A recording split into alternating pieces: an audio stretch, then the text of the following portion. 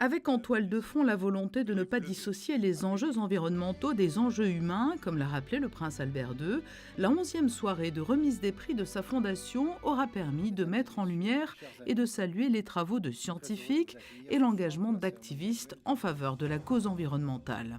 3 récompenses ont été décernées.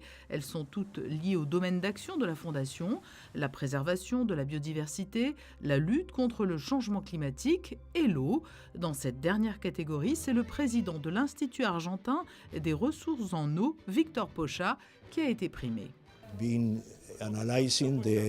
J'ai analysé les projets qu'a fait la Fondation en regardant notamment l'appui apporté à certaines communautés pauvres. Comment pouvons-nous faire parvenir à ces communautés qui sont éparpillées des solutions pour leur apporter de l'eau? Et ces solutions sont forcément différentes de celles concernant les villes. Je pense donc que l'expérience de la Fondation est très importante pour voir comment la répliquer dans d'autres endroits du monde. Dans la catégorie changement climatique, c'est le professeur Terry Hughes qui a été mis à l'honneur. Il dirige depuis 13 ans le Centre d'excellence de l'Arc en Australie, spécialisé dans les études sur les récifs coralliens tropicaux.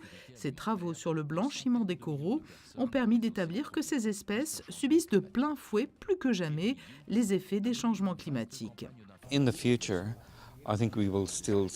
Dans le futur, nous verrons encore des récifs coralliens si nous parvenons à limiter le réchauffement climatique aux objectifs de la COP21 à 1,5 ou 2 degrés.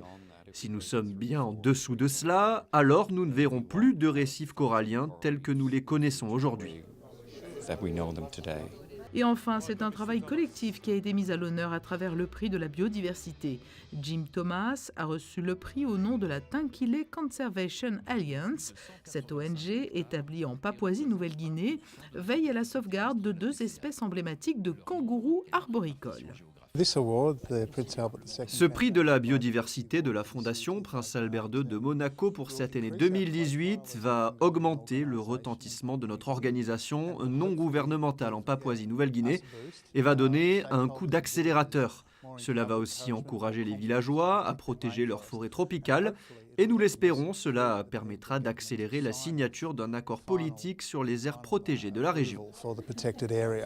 Cette cérémonie de remise de prix annuelle marque également l'occasion traditionnellement de dresser un bilan des actions de la Fondation Prince Albert II. Depuis 12 ans, elle a apporté son soutien à 420 projets à travers le monde pour un investissement total de 51 millions d'euros.